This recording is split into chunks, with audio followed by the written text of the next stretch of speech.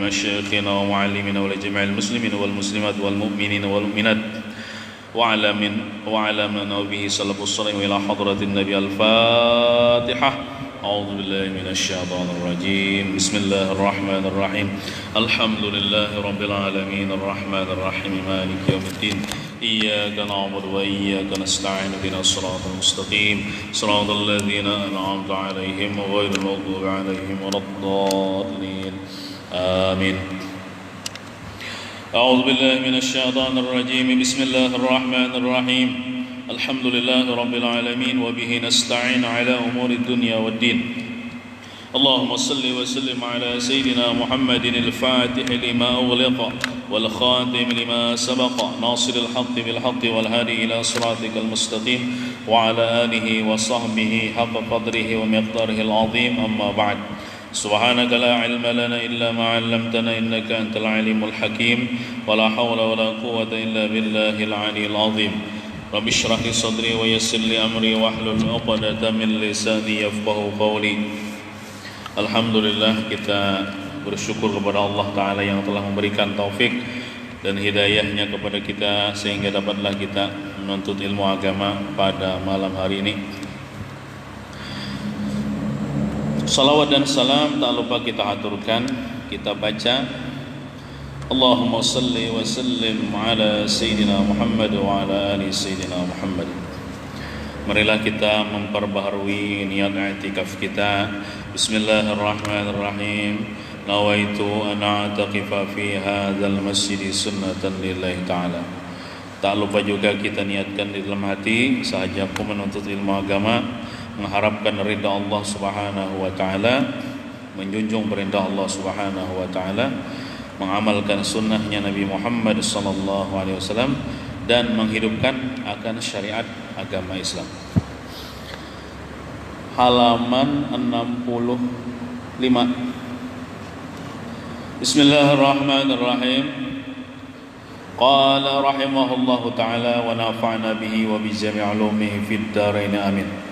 Hadis ke-28.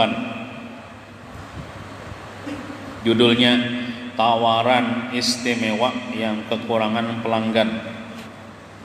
Tawaran dari Allah Subhanahu wa taala. Tawaran yang istimewa namun pelanggannya kada tapi ada. Mungkin pelanggannya nih kada tahu bang bahwasanya ini tawaran sangat istimewa, sangat gonol pahalanya. Nah, jadi supaya kita ini mengistimewakan tawaran ini, maka kita disuruh mengetahui akan fadilatnya ya Allah, nilainya nih dengan kita membaca hadis ini supaya kita tahu. Bunyi hadisnya an Abi Hurairah radhiyallahu anhu anna Rasulullah sallallahu alaihi wasallam qala law ya'lamun nasu ma fin nida'i was-saffil awwali summa lam yajidu illa ayyastahimu alaihi lastahamu alaihi walau ya'lamuna ma fit tahjiri lastabaqu alaihi walau ya'lamuna ma fil atamati was-subhi la atauhuma wala habwan. Muttafaqun alaihi. Muttafaqun alaihi misalnya Imam Bukhari, Imam Muslim sepakat memadahkan ini hadis-hadis sahih. Artinya dari Abu Hurairah radhiyallahu anhu bahwasanya Rasulullah sallallahu alaihi wasallam bersabda, ujar Nabi, seandainya orang banyak mengetahui betapa besar pahala azan dan pahala menempati shaf pertama ketika sembahyang berjamaah. Hanya seandainya tahu toh manusia ini akan gonolnya pahala azan dan pahala berada di shaf pertama ketika salat berjamaah, Kemudian mereka tidak menemukan jalan untuk memperolehnya melainkan dengan membuat undian. Ini mungkin kisahnya berebut hendak mendapatkan posisi itu. Tapi mun berebut itu kan ngalihai ya kalau. Nah, lalu kisahnya dengan diundiai melainkan dengan membuat undian. Di zaman Nabi itu berebut mun ini berebut menolak. Nah, ikam aja ya. Masuk ke ikam aja. Bahari kan aku aja masuk di situ, ikam udah boleh. Oh, tapi seberatan hendak kan mau ketemu beundi, membuat undian atau giliran.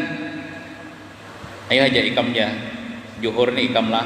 Kena asal aku lah. Isa pertama, bergantian kayak itu. Kena maghrib ayo ikam. Kena isya aku pulang. Bergantian. Hendak di sop pertama. Karena tahu bang fadilatnya. Tahu bang anunya pahalanya gonol benar. Nah, niscaya mereka akan membuat demikian beundi atau begiliran. Juga padahal besungsong dia masih aku nak besungsong ya supaya sakanya seberatan besungsongan zaman bahari besungsong supaya dapat sepertama pastilah belum lagi orang azan dudukan di sepertama dudukan dari sepertama kita azan masih kosong lagi masjid kan ya kalau nyaman benar mendapatkan sepertama kenapa sepertamanya jangan ada hibah di zaman sekarang nih. Juga seandainya mereka mengetahui betapa besarnya pahala bersegera pergi ke masjid untuk melakukan sembahyang berjamaah, niscaya mereka akan berlomba-lomba untuk mendapatkannya. Demikian pula seandainya mereka mengetahui betapa besar pahala sembahyang isya dan subuh dengan berjamaah, niscaya mereka terpaksa berjalan dengan merangkak-rangkak betingkaung bahasa kitanya. Lamun tahu tak? Amun seandainya dilihatakan, mun kita kan dadapang dilihatakan, karena kan pahala itu sesuatu yang gaib. Kena aja dilihatakan waktu kita sudah dikubur, sudah di akhirat, mun di dunia ini iman kita kita percaya dengan beriman dengan pahala seberapa besar iman kita. Amun imannya tipis iyanya mah hawaya-hawayakan atau menganggap biasa padahal gonol pahalanya.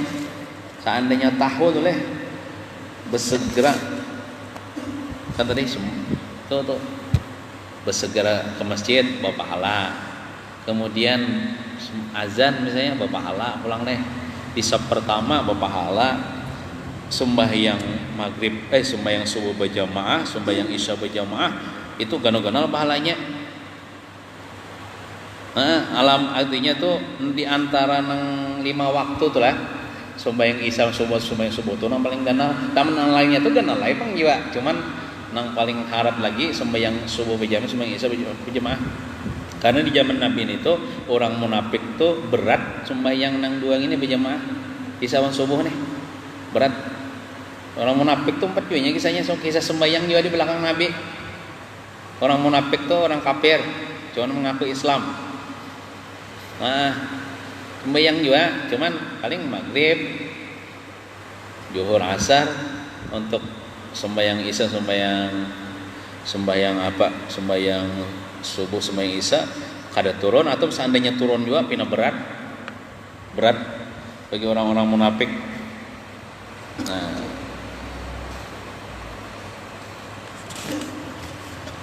Hadis riwayat Imam Bukhari dan Imam Muslim. Keterangan, ibarat keterangan ini kalau bahasa di kitab tuh syarahnya. Syarah itu tadi kan matannya isanya. Syarahnya. Keterangan azan. Ya azan, ya Allah azan. Allahu Akbar, Allahu Akbar. menempati shaf pertama.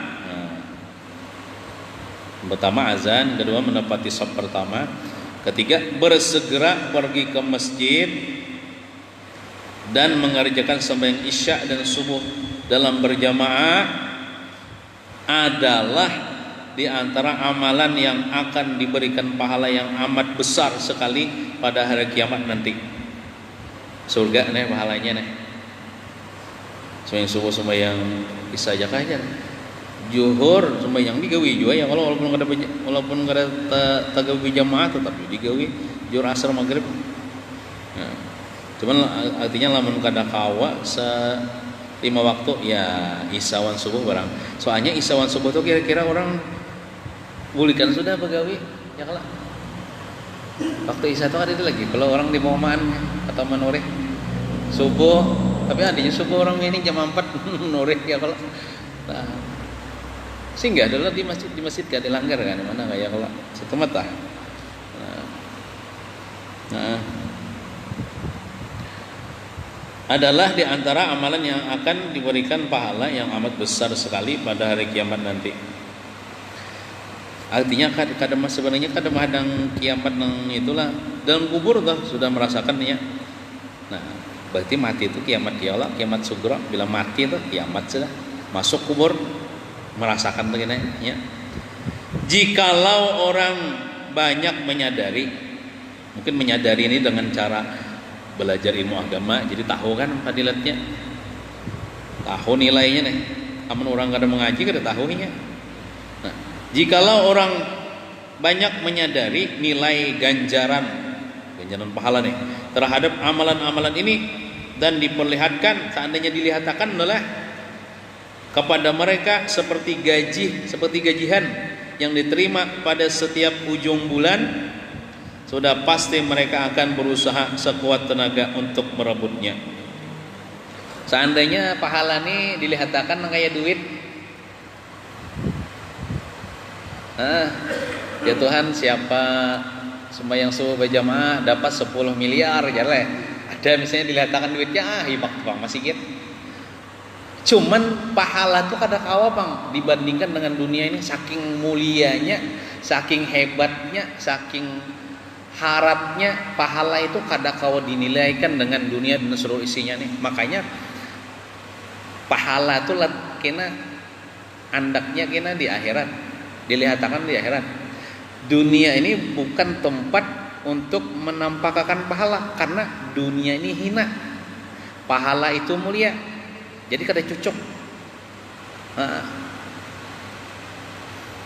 Begitu hinanya dunia ini sehingga kada kawa kada pantas pahala itu dilihatkan di dunia ini. Makanya kada usah, kada perlu dilihatkan di dunia ini. Karena dikubur di akhirat saja dilihatkan. Nah, seandainya dilihatkan itu berebut pang orang masih kita. Bahkan mereka akan membuat giliran bergilir ya. Aku kena Johor ikam asar ya. Itu bergantian untuk orang-orang yang ingin mendapatkan peluang itu. Hibak tuh bang, subuh hibak tuh bang, kayak sembahyang hari raya lagi subuh sampai ke Pelatar misalnya ya Allah. Nah, seandainya tahu dah, cuma orang banyak kada tahu, banyak kada menyadari atau tahu juga tapi populer menggawe. Nah, namun kenyataannya, ini kenyataan yang terjadi di zaman kita. Namun kenyataannya bukan demikian di sini. Bahkan orang yang menolak dalam melaksanakan amalan-amalan ini. Jika aja ajan ya, populer aku ajan. Nah ya lah, padahal bisa ajan. Nah misalnya kada bisa kan menyuruh orang itu ajar aja, saya bisa. Nah kayak ulun misalnya kada tukang ajarnya ajar ulun. Walaupun ulun mungkin jadi imam, saya kada ngamat, ulun ngamatnya juga apa juga. Tapi ada jemaah nang ngamat aja. Tolak menolak dalam melaksanakan amalan-amalan ini. Pertama jangan nyuruh orang kan. Dulu ya kalau duduk di sop pertama. Jadi kayak sembahyang isya, sembahyang subuh nih. Kalau nyuruh orang yang memang masing-masing kewajiban sembahyang isya sembahyang subuh nih. Cuman berjamaah ya kawan, ayo kita memakmurkan masjid, ikam majikin memakmurkan ya, cukup aja ikam ya. Nah itu kadang ngerti karena ya kita sembahyang subuh masjid ya, ikam majikin ya. Aku di rumah aja kan cukup aja ikam jar. Nah itu kadang menghargai pahala, hanya ada tahu mungkin.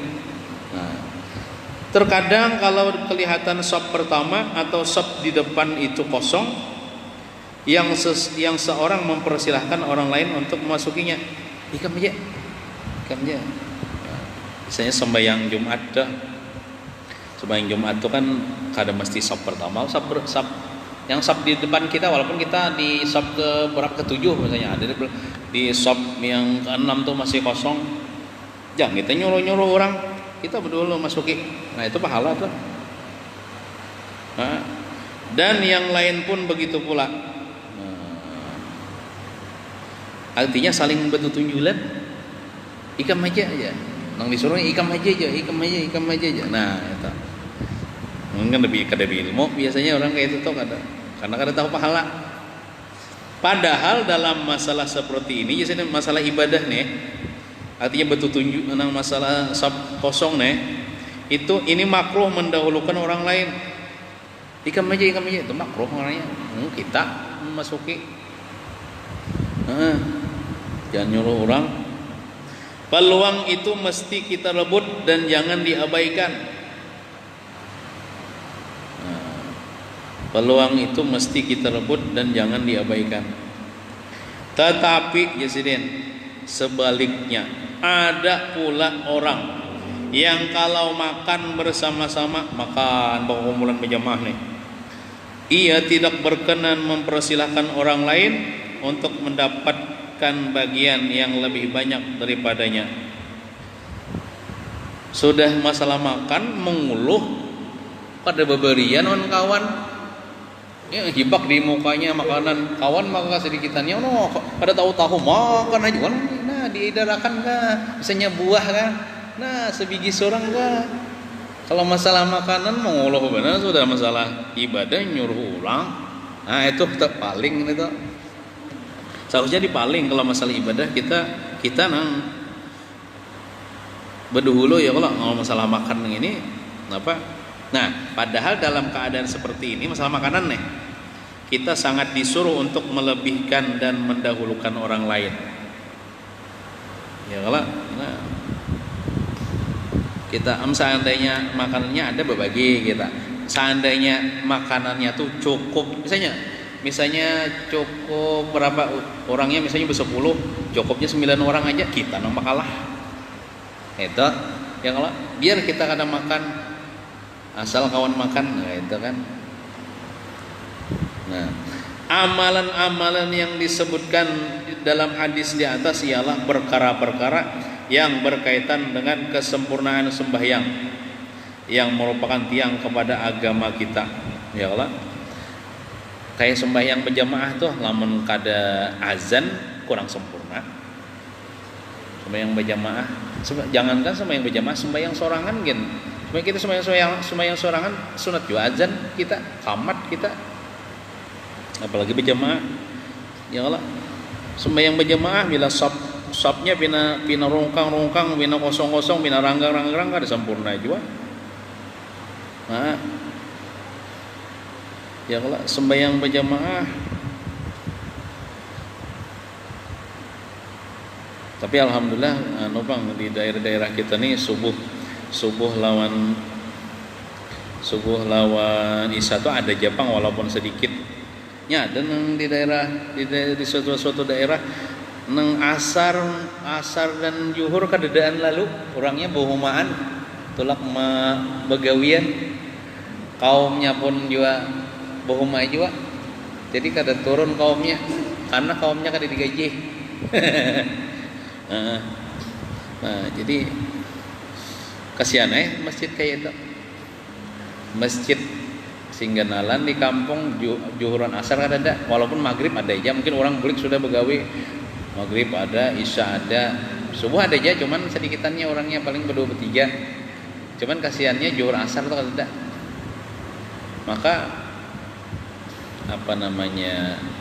Kalau mengambil hukum nang fardu kifayah sembahyang berjamaah berarti sakampungan berdosa tak lamun kada dilaksanakan sembahyang berjamaah di kampung itu zuhur asar kada ada sembahyang berjamaahnya di masjid berdosa sakampungan nya ada jopang pendapat nang fardu kifayah sembahyang berjamaahnya ada madah kan sunat muakkad.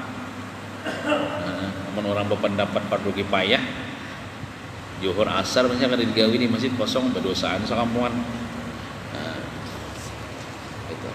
Jadi walaupun berdua imam dan makmum harus ada zuhur asar itu sembahyang walaupun imam dan makmum berduaan supaya melapasakan dosa sakampungan. Kalau orang itu berpendapat sembahyang jamaah itu hukumnya fardu kifayah.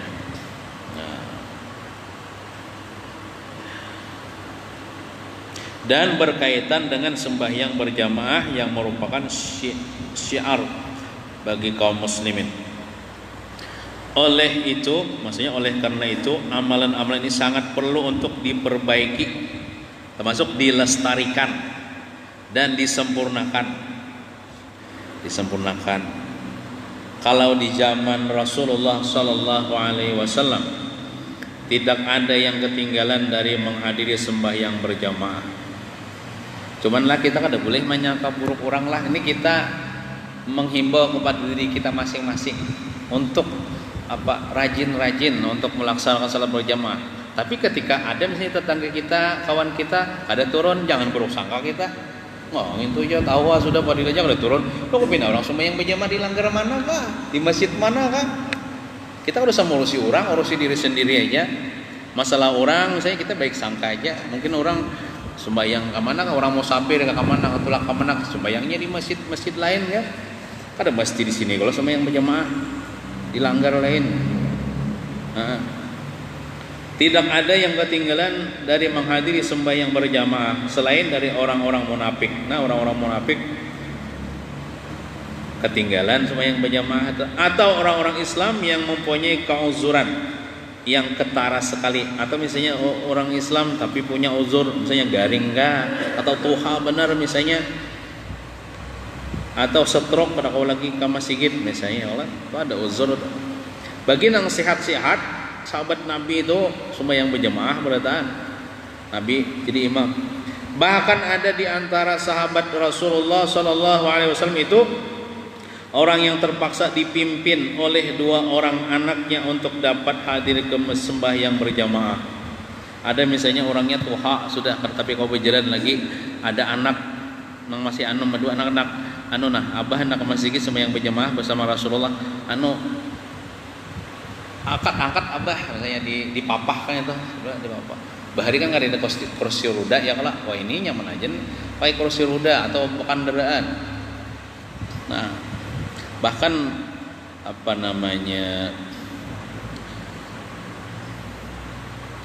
orang buta tuh orang buta ini kan buta kalau mau menuju ke masjid. Tapi kalau ada duit itu kalau mau pakai orang itu membawainya ke masjid itu kada uzurnya ya, butanya itu kada uzur. Artinya tetapnya disuruh untuk sholat di masjid walaupun orang buta, tapi ini bisa duitnya itu kalau mau misalnya nang bawa aku ke masjid, aku semua yang berjamaah nah ikan ku opah mairitakan aku ke masjid. Nah gitu. Kalau ini bisa itu belum uzur lagi jamaah, tetapnya disuruh. Kayak orang lumpuh kalau masih ada orang nang kaum antarakan meimpung ke masjid itu masih disunahkan berjamaah. Atau misalnya orang ini kada kau berjalan betingkaung aja, karena kan walau habuan dalam hadis tadi, sekalipun merangkak betingkaung aja ke masjid kayak anjing tuh betingkaung. Anjing tuh kada betingkaung malah cuman kayak gayanya betingkaung dia lagi melunya bareng karta betingkaung masih disunahkannya semua yang berjamaah, bukan uzur tuh. Nah, bahkan selama kita mendengar suara azan di masjid itu, maka kita tetap disunahkan benar sunat muakkad untuk mendatangi masjid itu. Nah, termasuk jiran masjid. La salata li jaril masjid illa fil masjid. La salata li jaril masjid illa fil masjid. Kada sempurna sembahyang orang nang sajiran dengan masjid kecuali di dalam masjid. Maksudnya sembahyang fardu berjamaah. Kalau sembahyang sunat itu kada apa-apa di rumah. Kada sempurna pahala, bukan kada sah lah. Tidak sempurna pahala orang nang bajiran dengan masjid, pahala sembahyangnya nih kada sempurna sembahyang fardunya kecuali di dalam masjid. Maka pula arti jiran tuh 40 rumah ke depan, 40 rumah ke belakang, 40 rumah ke kanan, ke kiri. Kita nih lawan masjid kita nih, misalnya 40 rumah kita paling ujung nomor 40 masih bajiran kita lawan masjid. Berarti kada sempurna kita sembahyang di jamaah di rumah, kada sempurna pahalanya maksudnya. Harus di masjid tuh. Kenapa? Karena bila di masjid berjamaah 27, di rumah satu aja, satu lawan 27 nyata banyak 27. Makanya disebutkan kada sempurna. Karena sempurna sembahyang itu pahalanya 27 derajat, hanya sempurna yaitu dengan cara berjamaah. Nah, kecuali taguring lah, taguring itu masuk uzur asal guringnya sebelum masuk waktu. Misalnya zuhur kan jam 12.30 masuk waktu zuhur. Kita guring misalnya jam 12. Kita guring jam 12. Nah, tapi kita sudah memperkirakan tak bangun aja kena. Nah, sekalinya kita guring jam 12. Guring bang enggak, guring ini kada tahu kisah kan, kada tahu mendengar orang azan kada mendengar, dia menang menggarak kada ada, alarm kada ada. Lewat sudah waktunya ya, kalau bangun kita itu uzur atau uzur. Kalau teguring itu uzur. Tapi kalau misalnya masuk sudah waktu, nah, itu uzur salat lah, bukan uzur berjamaah lah. Nah, kan kita kalau disuruh kalau sembahyang itu di awal waktu, mengkawat di awal waktu. Lamun kita menunda-nunda kadida uzur itu nang berdosa. Menunda-nunda sembahyang sampai sudah waktu kadida uzur, itu menundanya itu berdosa. Harusnya sembahyang di awal waktu. Nah, kecuali uzurnya uzur guring. Tapi guringnya sebelum masuk waktu. Guring kita sebelum jam 12 guring kita. Lewat sudah jam 12 lewat 30 masuk kurang azan tatap guring. Sekalinya sampai jam 1 tatap guring. Jam 2 tatap guring. Sekalinya jam 1.3 bangun. Lakas-lakas saya lagi sembahyang, buduk sembahyang. Jadi waktu manundanya itu kan ada berdosa. Kenapa? Uzur. Karena tak guring. Atau kada tak guring memang pastilah guring, tapi guringnya sebelum masuk waktu. Tapi kalau misalnya Allahu Akbar masuk sudah waktu zuhur, tak guringnya setengah jam, sejam, guringnya itu berdosa karena belum mengerjakan sembahyang. Nah, tahu sudah masuk sudah waktu, sekalinya guring menunda. Kalau tak menunda waktu, kalau menunda sembahyang lah daripada awal waktu, guringnya itu berdosa. Nya kebanyakan kita guring itu subuh. Ya kalau subuh orang sudah azan dilanggar dan masih mendengar, paling nggak itu mendengar walaupun mata berkijim, mendengar artinya sadar ini sudah masuk waktu subuh. Nah, sudah diterusakannya guring sampai timbul matahari. Hanya bangun walaupun sembahyang subuh, tapi nang menundanya itu tadi guringnya itu berdosa. Seharusnya ya bangun dulu, sembahyang subuh di awal waktu, mbah tuh ayo anak guring. Tapi makruh bang guring nimbas subuh atau nimbas sembahyang subuh tuh guring makruh. Asa sembahyang subuh lah makruh guring, kecuali imbas terbit matahari. Tapi kalau guringnya tuh belum mengerjakan sembahyang subuh, padahal inya sudah tahu masuk waktu subuh, itu guringnya kada makruh lagi, haram guringnya karena menunda waktu.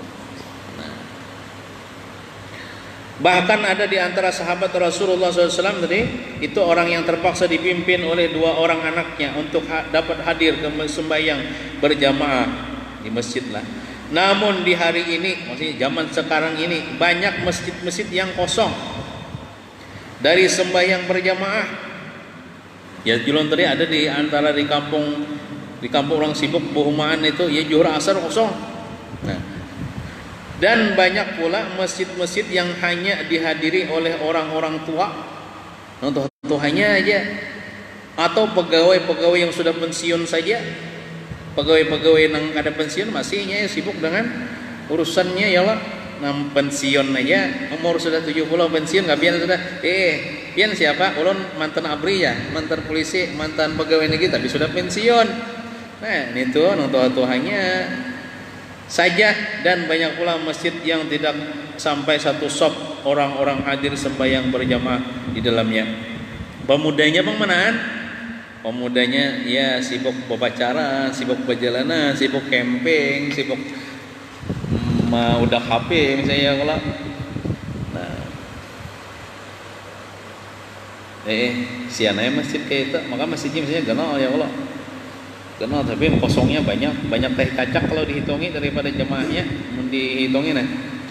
Maka karena itu jadi marilah kita bersama menegakkan syiar umat Islam ini jadi.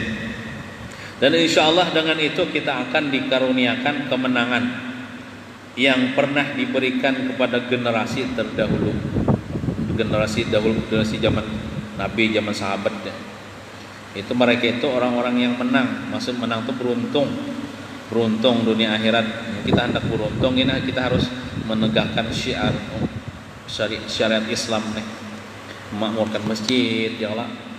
Maksudnya dengan beribadah di dalam masjid itu, terutama sholat berjamaah. Alhamdulillah masjid kita ini alhamdulillah ada terus kegiatan ya Allah. Setiap malam tadarus Quran, ada kita baca maulid, kecuali ada saruan hanya parayan. Saruan itu kan termasuk ibadah ya kalau niatnya ibadah lillahi ta'ala. Nah, jadi kalau ada saruan kita rutin aja pemaulidan, pemurdahan, baca dalail, baca tadarus Quran, salat berjamaah, majlis ilmu, apalagi kan alhamdulillah mudah-mudahan ya Allah Ta'ala menerima amal ibadah kita dan kita termasuk orang yang diikhlaskan oleh Allah Subhanahu wa taala. Mudah-mudahan kita selamat dunia wal akhirah. Wallahu a'lam bishawab.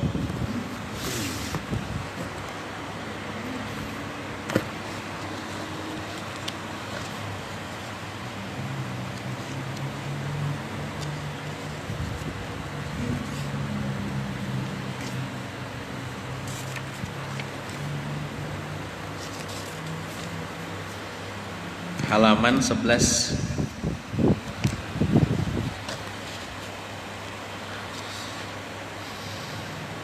Baris kelima. Bismillahirrahmanirrahim. Wa qala rahimahullah ta'ala, berkata Sayyidi Abdul Aziz Ad-Diraini rahimahullah ta'ala, ujar Sayyidin, man aradal wujuda kullahu yumidduhu bil khairi falyaj'al nafsahu tahtal khalqi kullihim fid darajah fa innal badada alladhi ma'al khalqi kal ma'i wal ma'u la yajri illa fil mawadhi'il munkhafidati dunal 'aliyati wal mutasawiyati wa la yaral insanu nafsahu kadzalika illa in ahsana dhannahu bil khalqi. Artinya, siapa yang ingin, siapa yang hendak, siapa yang kepengen bahwa semua makhluk yang wujud di bumi, semua makhluk yang wujud di bumi, yang wujud itu yang ada di bumi, baik makhluknya itulah yang masih hidup ataupun sudah wafat. Nah, memberikan madad, siapa yang ingin dapat madad, dalam kurung apa itu madad? Madad, bantuan yang bersifat rohani. Arti madad itu bantuan yang bersifat rohani, kebaikan kepadanya maka hendaklah ia seseorang itu letakkan derajat dirinya di bawah semua derajat makhluk. Bahkan lagi ia meletakkan posisi dirinya di bawah semua derajat makhluk. Kalau meletakkan derajat berarti dia masih merasa punya derajat ya Allah. Artinya kada lalu derajat memposisikan dirinya di bawah semua derajat makhluk. Artinya inya menganggap inya bang sorangan yang paling rendah, yang paling hina, yang paling banyak dosa. Lamun hendak dapat madad, bantuan yang bersifat rohani tadi. Artinya dia harus bersifat tawadhu. Jangan ada sombong sedikit pun di dalam hatinya. Baik lawan bini, lawan anak, lawan kawan, lawan siapapun, bahkan lawan orang gila dah. Dia merasa lebih hina daripada orang gila, lebih hina daripada anak istrinya. Perasaan hati lah, bukan ucapan di muntong. Perasaan di hati memposisikan dirinya itu dia paling hina, paling rendah di antara seluruh makhluk. Nah, karena sesungguhnya madad yang ada pada makhluk itu laksana air, terutama para aulia wassalihin yang punya madad nih, para nabi, para Rasulullah itu yang mempunyai madad nih. Nah, itu laksana air, laksana banyu, dan air itu tidak akan mengalir kecuali ke tempat yang rendah. Kayak kalau banyu itu kan mau bang naik ke atas, ini mengalir gugur ke tempat yang rendah. Nah, dia tidak bisa mengalir, halaman 12, dia tidak bisa mengalir ke tempat yang lebih tinggi atau sama datarnya. Kayak air hujan tuh gugurnya ke bawah loh kak. Air gunung, air terjun gugurnya ke bawah. Nah, itu umpama kayak itu. Artinya orang yang di bawah memposisikan dirinya paling bawah, paling hina, itu insya Allah dia akan dituruni oleh madad tadi. Nah, dan seseorang insan, seorang manusia tidak akan bisa menganggap dirinya seperti itu, maksudnya dirinya paling hina di antara seluruh makhluk, kecuali terlebih dahulu nih dia telah membaikkan sangkanya kepada makhluk, bahkan seluruh makhluk, bahkan kepada ahli maksiat sekalipun dia harus berbaik sangka. Nah kayak itu. Kita tuh kada kawa tawadu lamun hati kita masih buruk sangkawan orang. Orang nang sombong itu ngalih baik sangka, kayak itu bahasa aninya. Orang nang sombong tuh ngalih baik sangka. Jadi lamun hendak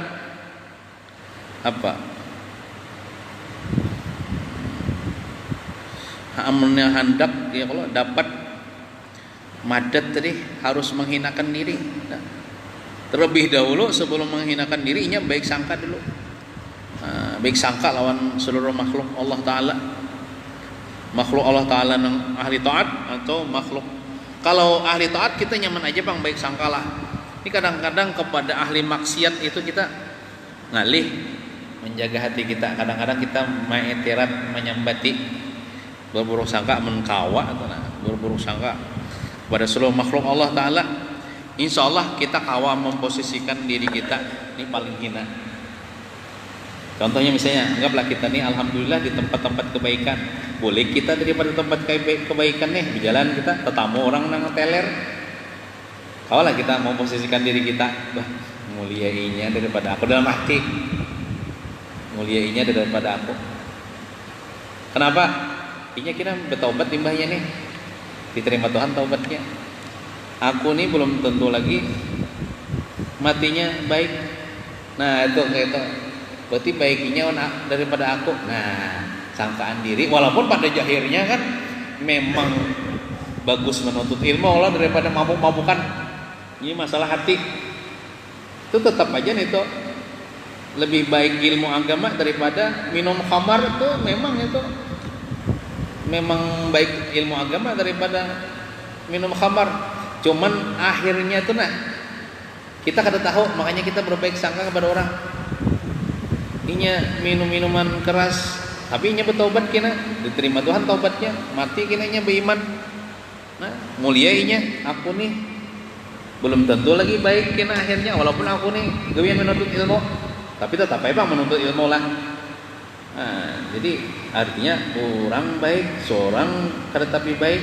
Nah, kayak itu kan memposisikan diri paling rendah di antara makhluk. Bahkan melawan anjing kan, kita tatamu lawan anjing tak. Lamun kita sudah memposisikan diri kita lebih hina daripada, walaupun pada zahirnya itu kan anjing itu najis menggelozah pulang, najis berat pulang. Kita kada najis ya Allah. Cuman akhirnya itu kita memandang akhirnya tuh kita kada tahu, makanya kita baik sangka. Kalau anjing ini biarkan sumpah yang ada berdosa, inya mati ada ditakuni malaikat di kubur, ada disiksa di kubur. Anjing ini walaupun menggigit orang, ada anjing gila menggigit orang, inya tuh kada berdosa, inya kada disiksa di kubur, kada ditanyai, kada dipertanggungjawabkan. Kalau aku nih mengerja dosa, disiksa di dalam kubur, bisa masuk neraka. Kalau dipikir-pikirkan terbaik anjing pada diriku. Nah, sampai kayak itu. Nah, itu memposisikan kan makhluk ini kan kada manusia aja lah, binatang makhluk juga. Makhluk ini sesuatu yang diciptakan Allah. Masih Allah selain Allah tuh makhluk. Sampai anggaplah ini pulpen nih makhluk Pak. Pulpen nih sampai kawakah kita memposisikan diri kita lebih baik pulpen ini pada diriku? Apa caranya? Pulpen ini masukkan ke dalam tanah sampai setahun ya, bongkar masih berupa pulpen. Kalau kita mati masukkan ke dalam tanah, jangankan setahun, seminggu aja bongkar berbau busuk. Awak kita nih berbau busuk, hancur. Namun kada bakal amat bang lah. Nah, berarti lebih baik pulpen ini pada diriku. Kita memposisikan diri kita lebih hina daripada makhluk apapun. Nah, itu kada kawa kayak itu kecuali kita baik sangka dulu lawan makhluk. Hanya kita memposisikan diri kita lebih hina di antara seluruh makhluk. Nah, dari situlah nanti sebab kita mendapatkan madat yaitu berupa apa tadi? Bantuan yang bersifat rohani. Bisa juga kan siapa yang tawadhu kan bisa diangkat Tuhan derajatnya, bisa dapat ilmu laduni kah, dapat berkat wali kah. Orang tuh kadang kalau dapat berkat wali kalau lamun kada merendahkan diri di hadapan para wali. Sebutin lagi lah, berkata Asy-Syekhul Kabir Abu Muhammad Al-Yafi'i rahimahullah taala.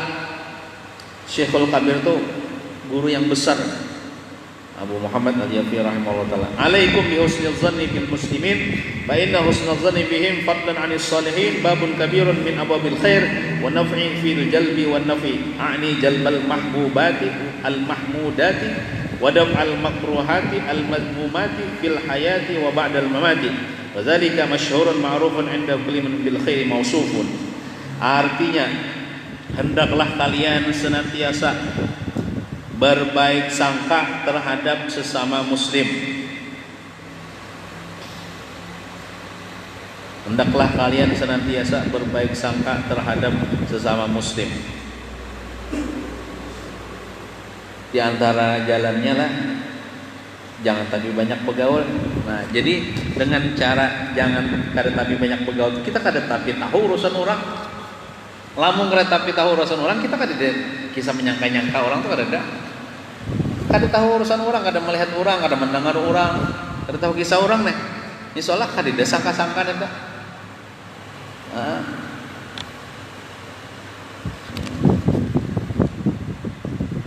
Karena baik sangka terhadap mereka.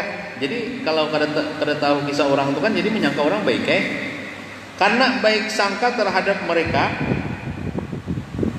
apakah lagi orang yang soleh. Baik sangka pada orang soleh, itu adalah salah satu pintu yang sangat besar untuk meraih kebaikan dan meraih manfaat yang berguna untuk mengundang dan menolak. Apa maksud mengundang dan menolak nih? Maksudku di sini mengundang segala yang disukai dan terpuji, dan menolak segala yang dibenci dan tercela, baik sewaktu hidup ataupun sudah mati. Nah, bisa jualah namun sudah mati ini nih, mengundang rahmat Allah ya kelak, mengundang nikmat Allah di dalam kubur. Bisa juga imam mati ini menolak azab kubur ya kelak, termasuk menolak tanyaan malaikat mungkar nakir. Nang tanyaannya tuh kan bisa maulah orang gugup.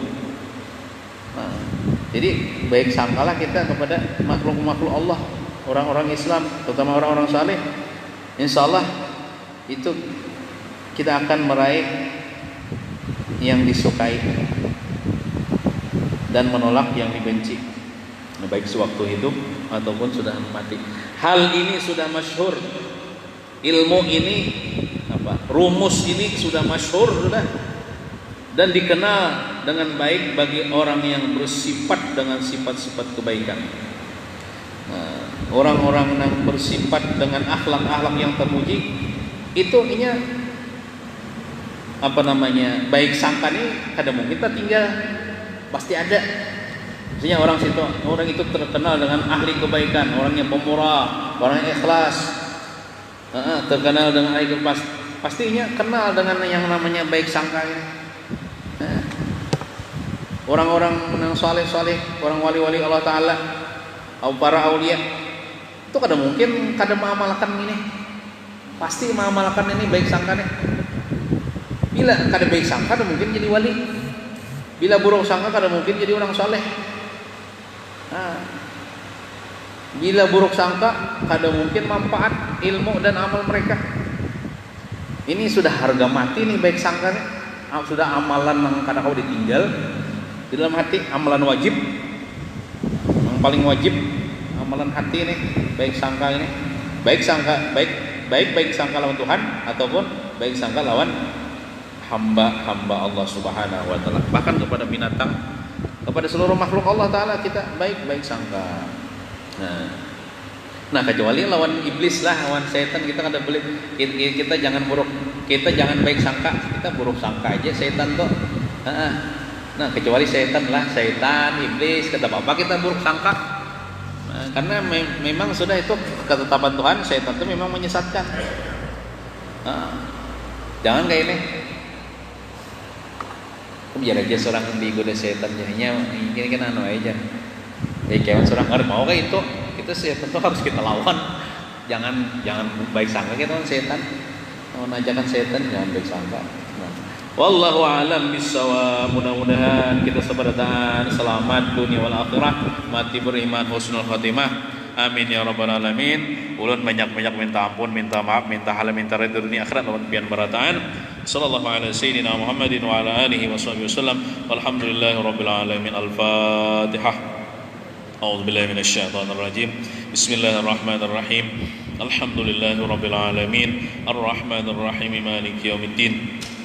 إياك نعبد وإياك نستعين اهدنا الصراط المستقيم صراط الذين أنعمت عليهم غير المغضوب عليهم ولا الضالين آمين.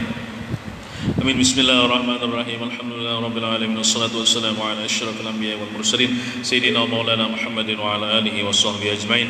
اللهم يا ربي بجاه نبيك المصطفى ورسولك المرتضى ووليك المجتبى وأمينك على وحي السماء طهر قلوبنا من كل وصف يبعدنا عن مشاهدتك ومحبتك وأمتنا على السنة والجماعة والشوق إلى لقائك يا ذا الجلال والإكرام.